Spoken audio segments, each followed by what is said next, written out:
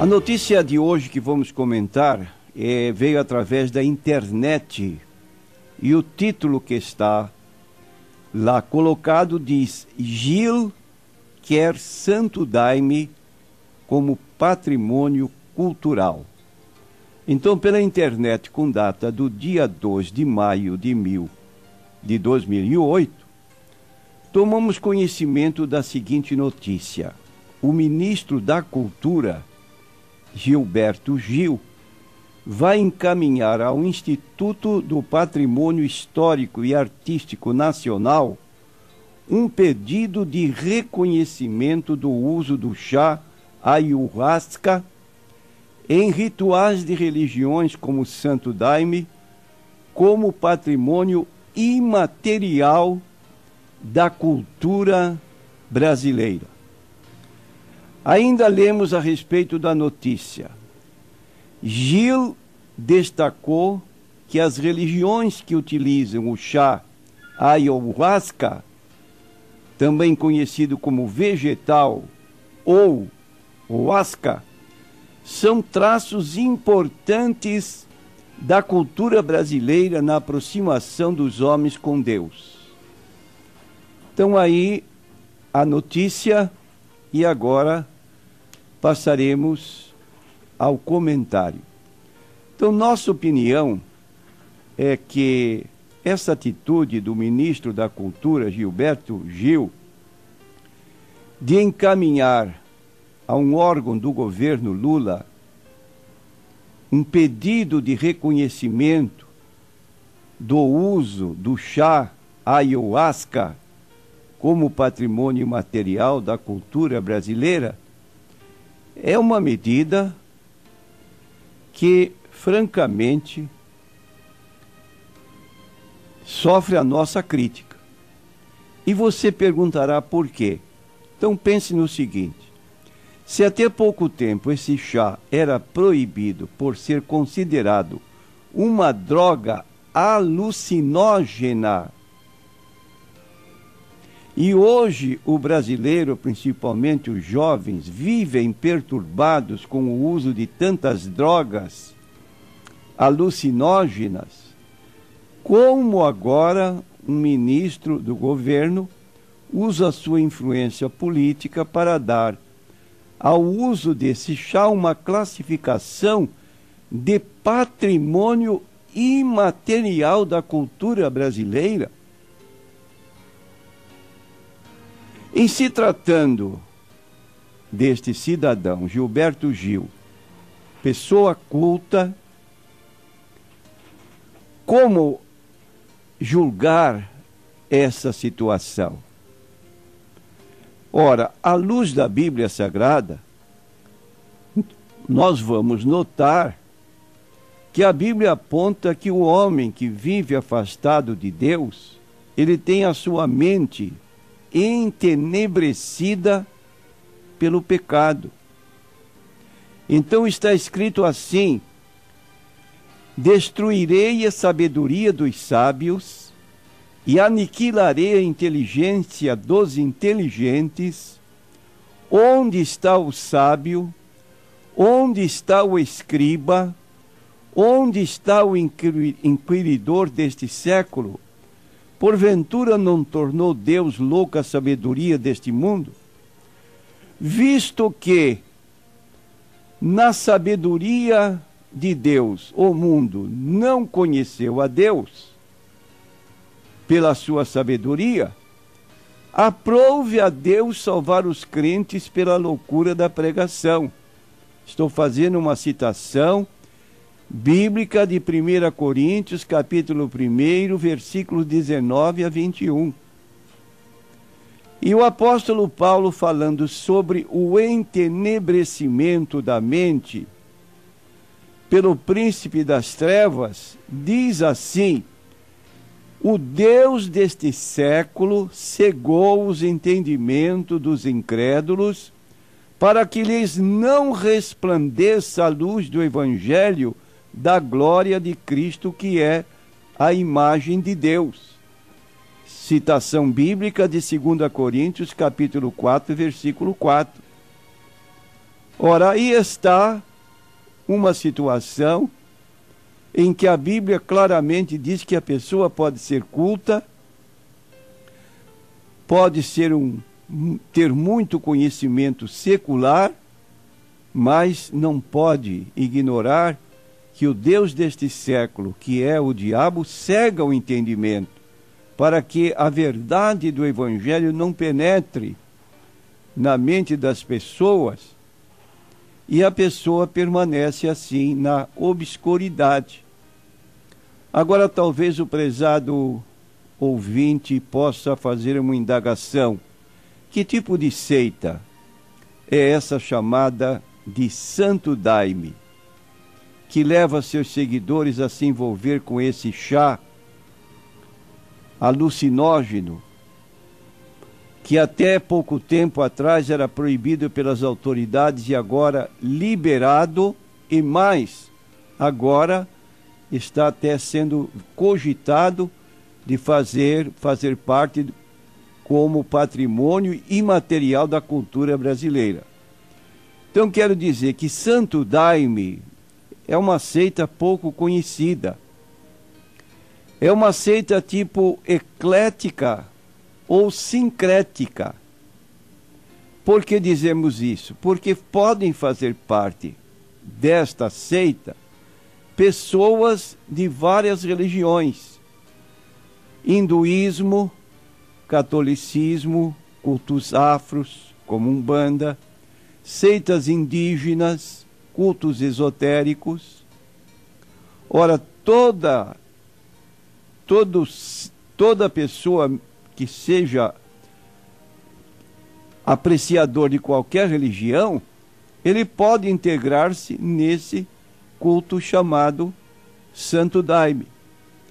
Agora, quando lemos a Bíblia Sagrada, nós vamos notar que a Bíblia faz restrição e não admite aquela ideia que hoje se dá: todos os caminhos levam a Roma, todas as religiões falam de Deus, todas as religiões são boas, depende da sinceridade com que a pessoa serve ou admite a própria religião. Mas não é isso que a Bíblia declara. Nós temos a palavra do Senhor Jesus Cristo mostrando que existem apenas dois caminhos: entrai pela porta estreita, porque larga é a porta e espaçoso o caminho que conduz à perdição, e muitos são os que entram por ela. E porque estreita é a porta e apertado o caminho que leva à vida, e poucos há que a encontrem. Então, repetindo, não é certo dizer todos os caminhos conduzem a Roma, com o sentido de que todas as religiões conduzem a Deus e à salvação. Jesus foi muito claro: porta estreita, caminho apertado, leva à vida, à salvação. Porta larga, caminho espaçoso, conduz à perdição.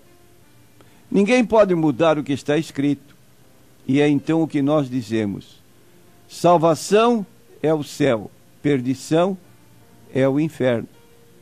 Então, os dois únicos lugares finais apontados na Bíblia Sagrada estão ditos aí em Mateus capítulo 7, versículos 13 e 14. Talvez você queira saber mais a respeito desta seita chamada Santo Daime e possa interrogar como teve origem essa seita.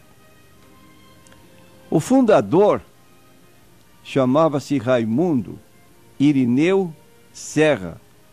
Nasceu em 1892, no Maranhão, e faleceu em 1971. Aos 20 anos de idade, integrou um movimento migratório de nordestinos para trabalhar na extração de látex, ou da borracha. Na floresta amazônica, Irineu e seus companheiros foram misturando sua cultura com a dos índios e aprenderam a preparar a bebida que lhe provocava visões. Numa dessas visões apareceu-lhe uma mulher, Nossa Senhora da Conceição, a rainha da floresta. Ela falou-lhe, tudo isso contado por ele: quem é que tu acha que eu sou? Ele olhou e disse: para mim, a senhora é uma deusa universal. Tu tem coragem de me chamar de Satanás? Isso ou aquilo outro? Não, a senhora é uma deusa universal. Tu achas que o que tu está vendo agora, alguém já viu? O mestre Irineu refletiu e achou que alguém já podia ter visto. Tantos que faziam a bebida que ele podia estar vendo o resto. A senhora então disse: o que você está vendo agora, ninguém jamais viu, só tu. E eu vou te entregar esse mundo para tu governar. Agora tu vais se preparar, porque eu não vou te entregar agora. Vai ter uma preparação para ver se você tem merecer verdadeiramente. Você vai passar 8 dias comendo só macaxeira, mandioca cozida, com água e nada mais. Então aqui está o relato da origem desta seita chamada Santo Daime. E essa mulher, que lhe apareceu como resultado da visão provocada por ingerir o chá, relatou mais o seguinte: que ela foi quem deu o nome de Santo Daime à bebida e ditou normas para a realização do ritual.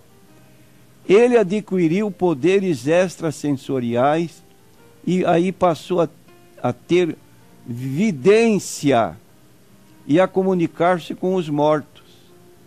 Nas reuniões evocam Jesus Cristo e os santos católicos como Nossa Senhora da Conceição, São João Batista, São José. Paralelamente, evocam entidades indígenas como Tupperci, Ripiaiá, Curupipipiraguá, Equior, Tucum, Barum, Marum, Papai Pachá, Rei Titango, Rei Agarrube, Rei Tintuma, Princesa Solaína, Princesa Janaína e Mará Ximbé. Como deduzimos, então, da informação que nos dá o fundador, o chá de ayahuasca deixa a pessoa com visões, nós diríamos numa linguagem mais coloquial, pirada, que mais se identifica com um tipo de possessão demoníaca do que propriamente com uma visão vinda da parte de Deus. Diz aí o relato que o senhor Irineu adquiriu poderes extrasensoriais, passou a ter evidência e a comunicar-se com os mortos. E essas práticas são proibidas pela Bíblia.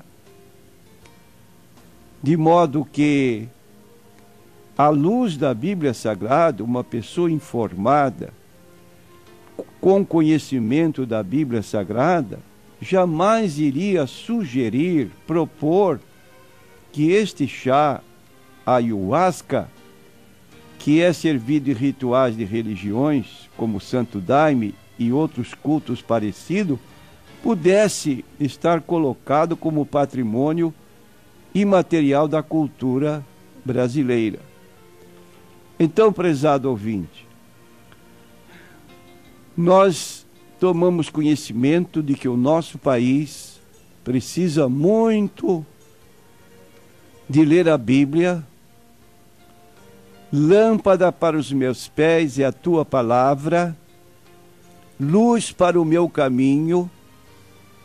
Pergunta a Bíblia como purificará o jovem o seu caminho, observando-o conforme a tua palavra.